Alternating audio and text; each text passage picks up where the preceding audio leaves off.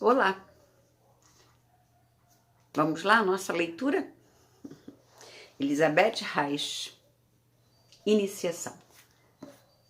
Vamos ver onde paramos. Paramos na parte que eu numerei de 20A, que falava sobre a aurora, o Ayurveda, ok?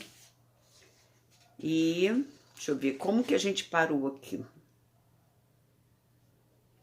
Ela, no finalzinho desse capítulo, ela estava dizendo o quanto ela é grata a Deus.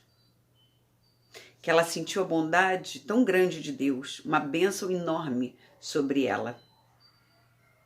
Então, desde essa ocasião em que ela teve, né, essa sensação, ela não deixou mais de se sentir dessa maneira.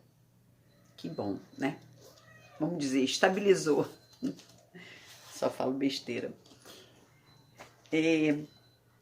O 20 e o 21. Vou ler os dois juntos, porque eles são bem pequenininhos, tá? O 21 se chama E Ouve a Luz. E o 22 se chama Observações da Autora. Ela faz observações sobre, eu acho que sobre algumas imagens. Tem uma imagem aqui, eu vou mostrar um pouquinho para vocês verem como ela ilustrou o livro. Então, 21. E ouve a luz. A partir desse momento, chamou minha atenção o fato de, aos poucos, cada vez mais pessoas, homens e mulheres, velhos e moços, aproximarem-se de mim para pedir-me conselhos. Desejavam que eu lhes ensinasse o caminho para encontrar a felicidade. Sempre mais buscadores pediam-me ajuda. Eu mesma, porém, ainda estava na mais completa escuridão. Como ajudar os outros? Como curar as inúmeras feridas que as pessoas traziam na alma, se eu mesma ainda não tinha decifrado o enigma da vida e da morte? A coisa mais importante a fazer era livrar-me da própria escuridão. Eu buscava. Como me aconselhava a voz interior, e tentava evoluir por meio da leitura de bons livros. Descobri uma obra sobre a Raja Yoga com exercícios estritamente secretos. O caminho para o si mesmo era descrito nela. Eu queria começar logo a fazer os exercícios, pois já alcançara o estágio em que se sabe que ler é importante apenas para adquirir conhecimento do que se tem de fazer. Quando se deseja atingir a meta, o eu, é necessário realizar-se.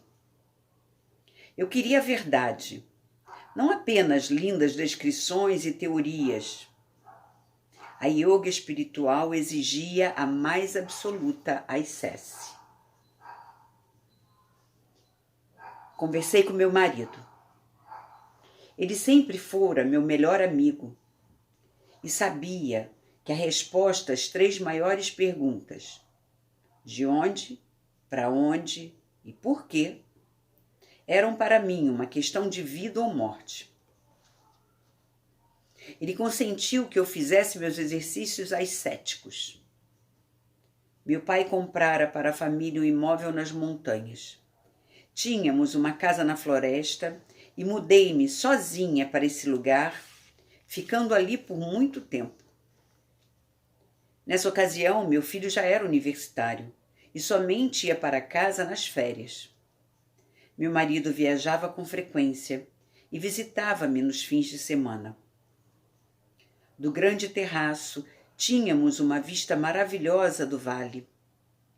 Era como avistar o infinito, pois ali começava a grande planície da região.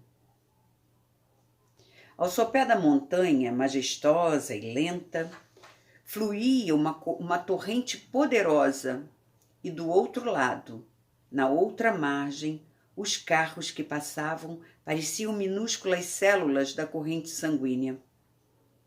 Tudo ficava infinitamente pequeno, as aldeias com suas minúsculas casas e as pequenas formiguinhas, os seres humanos.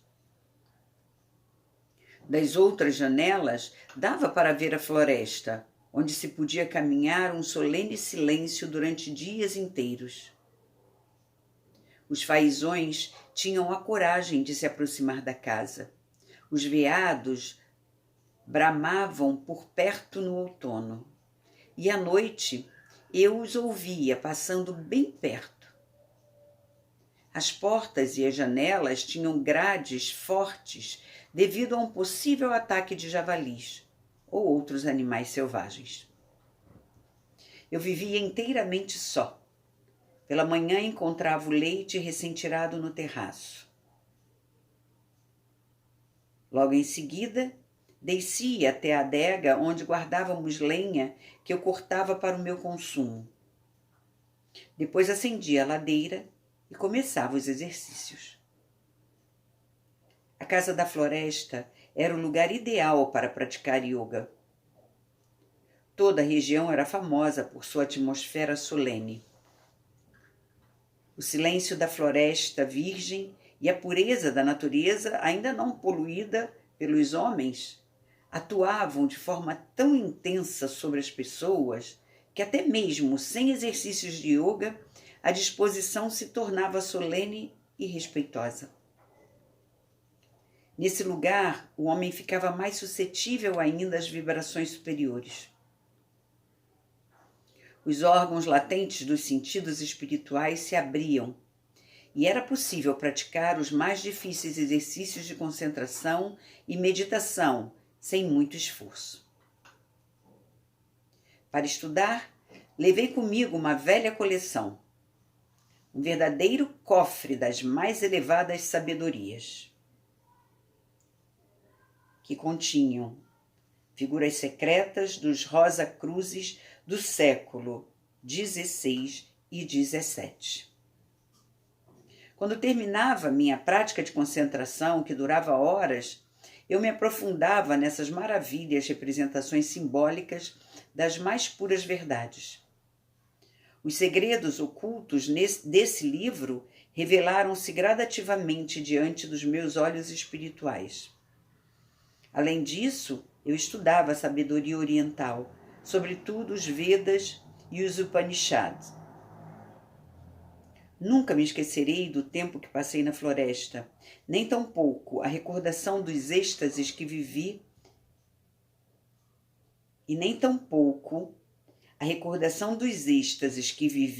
diminuirá de fulgor. Pela primeira vez, tomei consciência de onde vim, para onde vou e por que estou aqui. As longas práticas de concentração e meditação me ajudaram a penetrar nas mais recônditas regiões da alma, degrau por degrau. Com esses exercícios eu punha em movimento forças que durante as minhas ocupações cotidianas e mesmo durante o sono continuavam a atuar. Às vezes, quando passeava pela floresta, surgiam em minha memória imagens de regiões que eu conhecia. Somente não sabia de onde, pois não tivera ali durante esta vida. Enquanto estava acordada, ou mesmo em sonhos, surgiam figuras de pessoas que eu conhecia, às vezes até muito bem, mas que nunca vira nesta vida.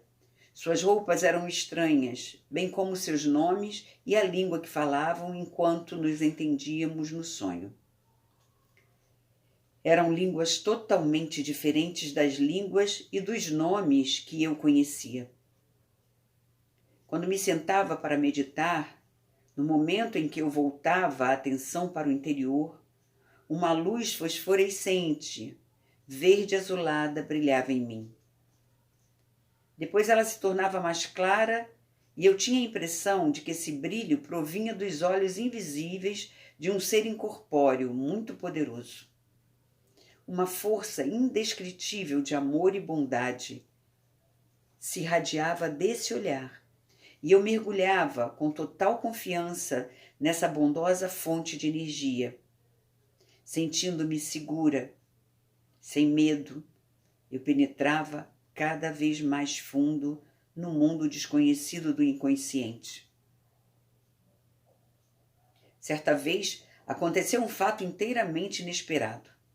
Essa luz iluminou as trevas que encobriam tanto o passado como a verdade, e tudo se tornou claro.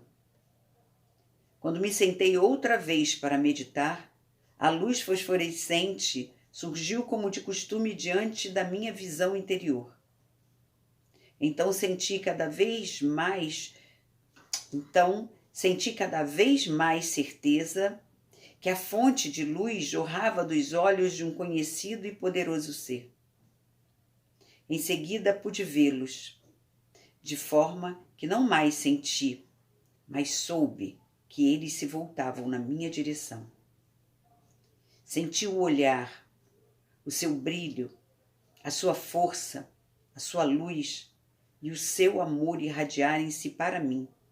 No momento seguinte, graças ao efeito dele, o resto de névoa que envolvia minha consciência desapareceu.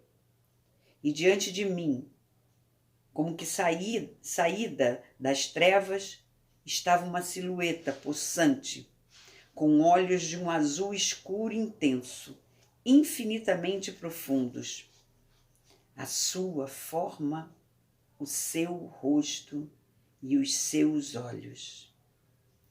Ele. Vou mostrar para vocês a foto que diz assim. Vou mostrar primeiro a foto, tá? Que ela colocou aqui nessa página. É Horus. O divino Horus. Essa é uma imagem do Museu do Cairo. O princípio criador atravessa o espaço como o falcão Horus e cria os mundos. Nele se encarna a lei de Deus. Por isso Horus traz a tábua dupla dos 10 mandamentos de Deus sobre a cabeça. Interessante. Não sabia disso. A segunda imagem é essa aqui, ó.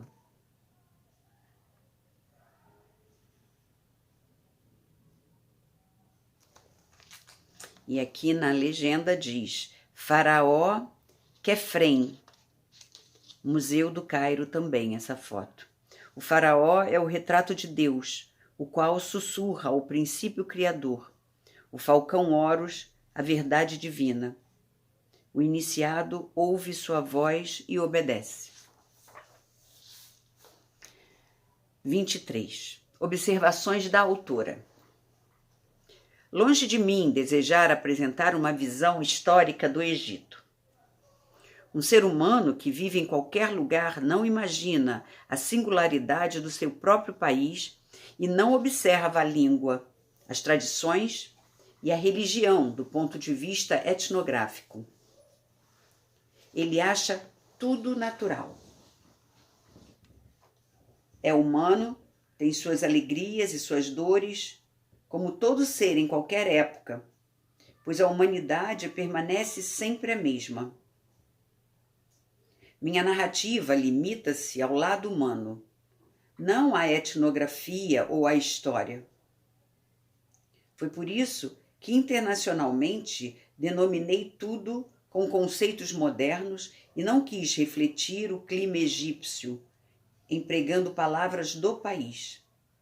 Reproduzo os ensinamentos do sumo sacerdote Ptahhotep na linguagem atual, para que os seres atuais os compreendam.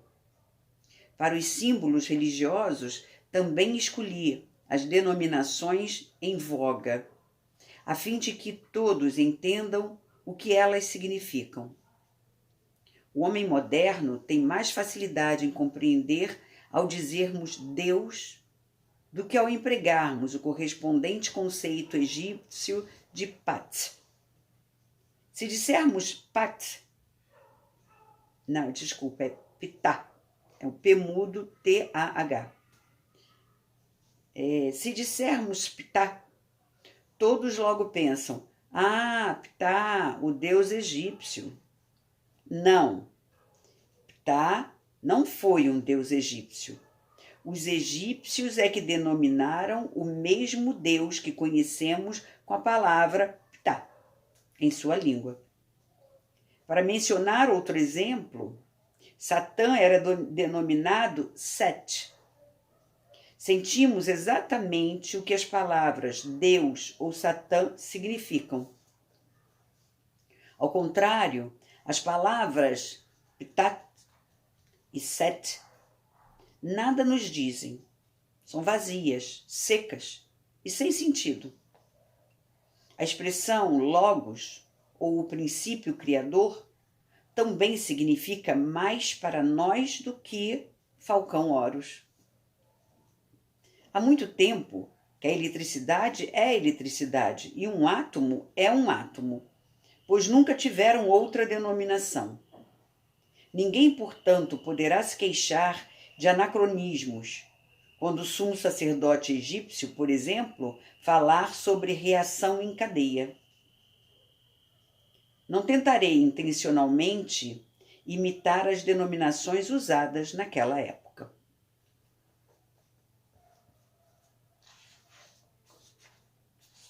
Então, eu vou entrar no 23, porque temos 16 minutos.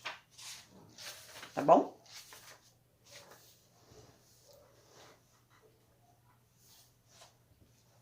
O passado se transforma em presente. Ele estava ali e olhava tranquilamente para mim. Esse olhar, essa alma celestial que dele se irradiava, dava-me forças para suportar o enorme abalo, a infindável alegria de tornar a vê-lo. Seu nobre semblante continuava impassível, mas os olhos sorriam e senti que também ele se alegrava com o reencontro e com o fato de eu finalmente ter despertado. Pois ele sempre me vira. Seu olhar atravessava a névoa que encobria minha consciência. Ele observou minhas lutas, assistiu os meus sofrimentos e torturas, e nunca me abandonou.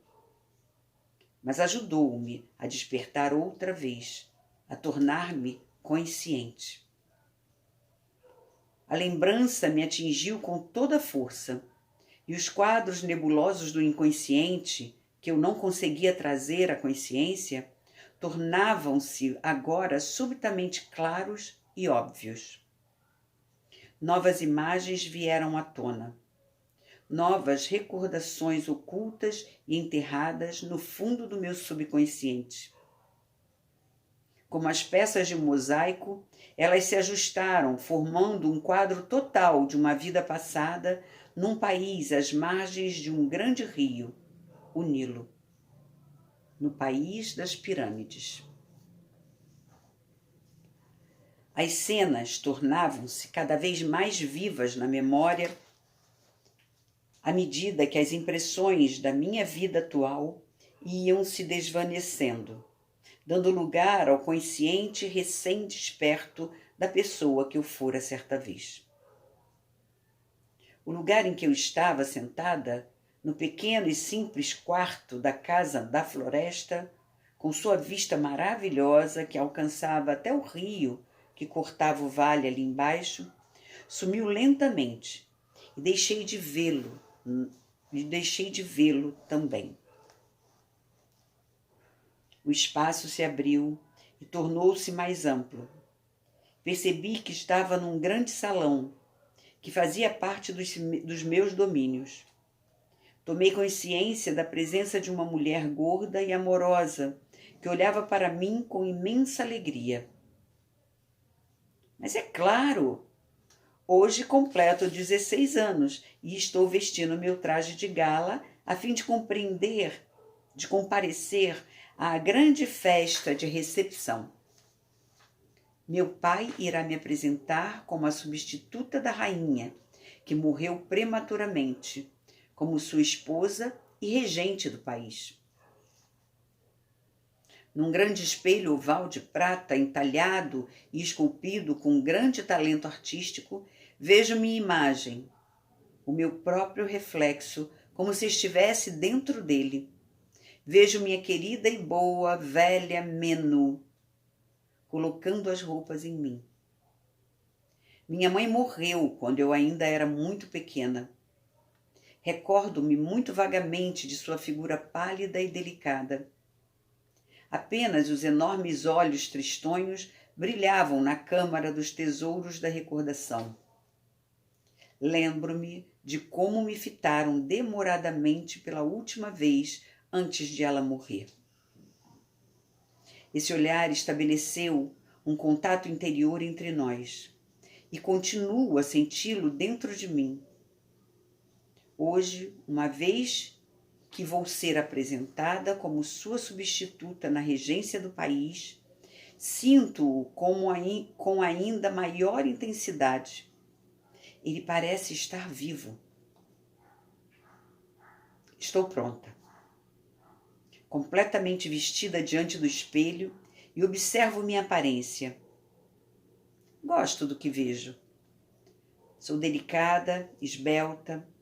Minha túnica é muito fina, brilhante, sedosa e filetada a ouro.